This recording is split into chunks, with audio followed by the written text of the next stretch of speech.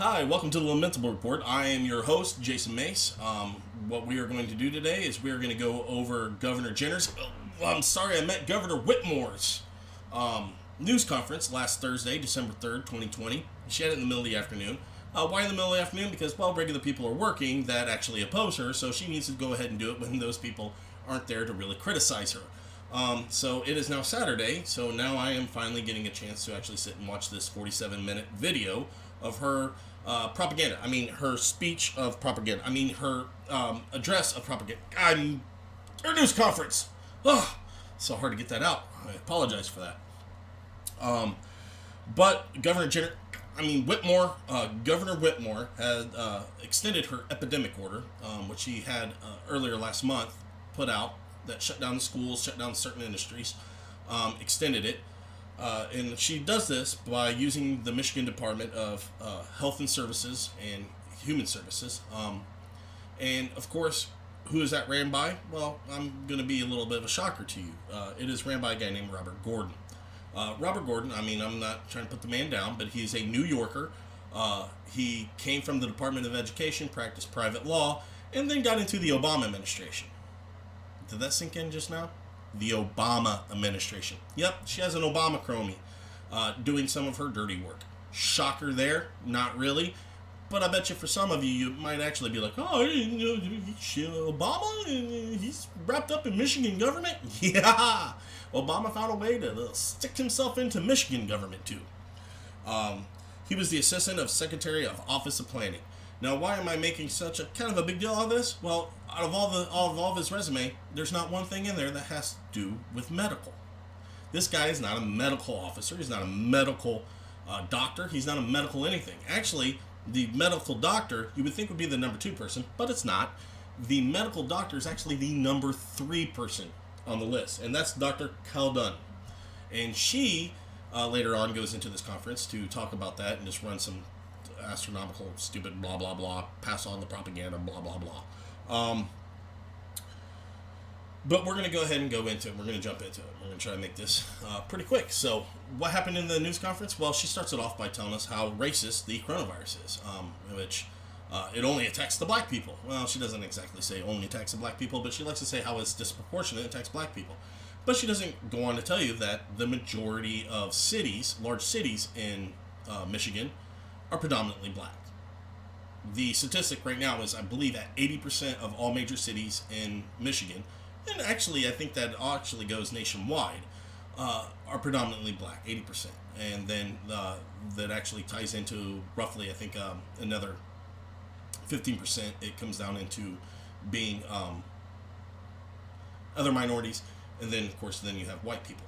So why is that such a big deal? Well, when you have a disease, a virus, China virus that we have here with the coronavirus, it actually attacks, the way it attacks is it's going to hit the condensed areas as opposed to the outer lining areas, much like myself who lives out in the middle of the country.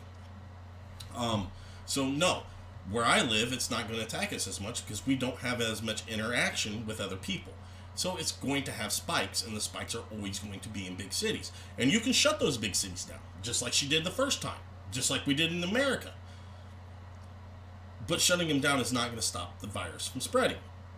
What we do need, obviously, is the vaccine that President Trump promised and delivered, or is going to deliver, I should say, with Operation Warp Speed. But then she goes on to just ramble on her propaganda in her propaganda speech, or her propaganda conference, her propaganda, what would we want to call this? News conference, you see. And she goes on to talk about me. And no, I'm not saying she's talking about Jason. I'm saying she talks all about herself in this conference. She talks about how she set up a task force for the black community. She set up this task force back in April. Now, I'm going to tell you, she set up this task force back in April. Why are we having such big spikes now?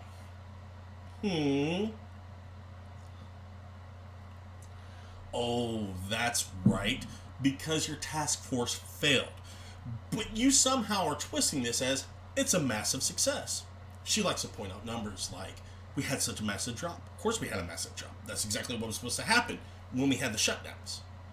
The problem of it is that people became so cabin fevered cooped up that they had to get out. Then you get on news and you tell people they're not allowed to go see grandma.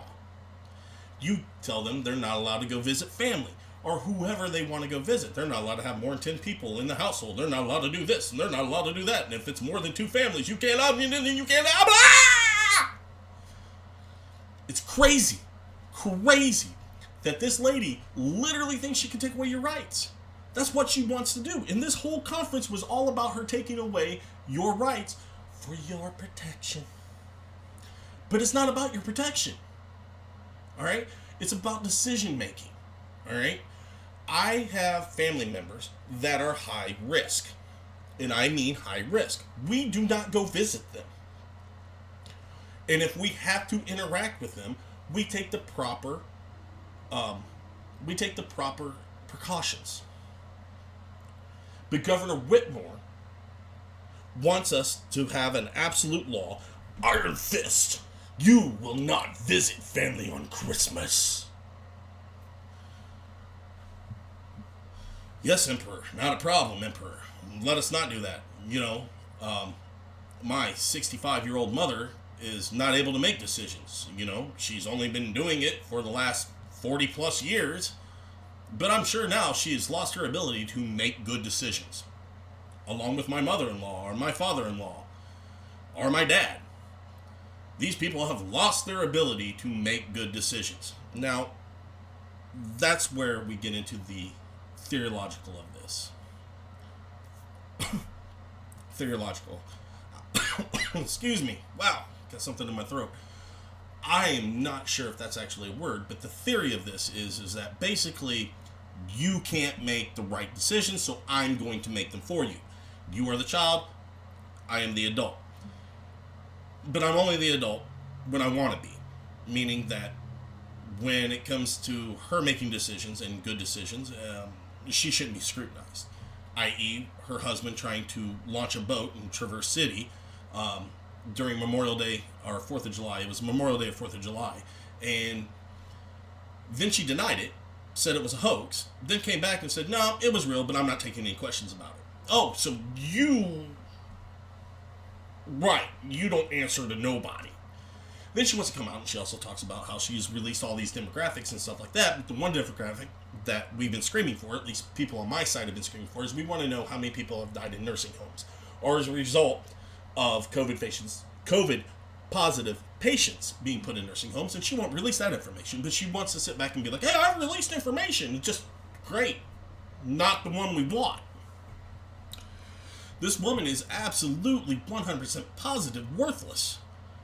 She'll go on to then tell you that everything she's doing is for the betterment of you, but it really isn't the betterment of you because there are businesses going out of business right now. And then she wants to talk about how we've lost millions and millions of dollars of revenue within Michigan. Really? You shut everything down and then we lose business? We lose money? Who'd have thought? All I can tell you, people, is that I'm going to bring this to a real short, quick end. I want you to think about this. We got another election coming up here in the next couple of years.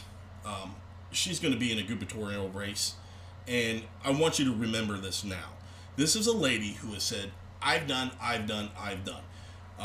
If it wasn't for me, I've got no help. This is also the same lady that when Mike Pence, our vice president, said, hey, what do you need? She refused to get back with him after he called multiple times. Now, you can go fact check me on that, and that's fine. I don't care. It's the truth. She did not get back to him right away. And then, when they started passing out the stuff to places like New York, Los Angeles, Philadelphia, then she started screaming, hey, I need stuff for Detroit. And it was like, hey, lady, we needed you to give us this information earlier. And you refused. She played this into a political game like nobody else. And then she wants to go off and blame everybody. And then any good that has been done, which is usually coming from the federal government in most of these cases, where she talks about how the testing has gone up and everything else, came from Operation Warp Speed, which part of it was getting the testing kits out there. It was all her. She did it. It was nobody else could. Her and her task force. Don't fall for it, folks.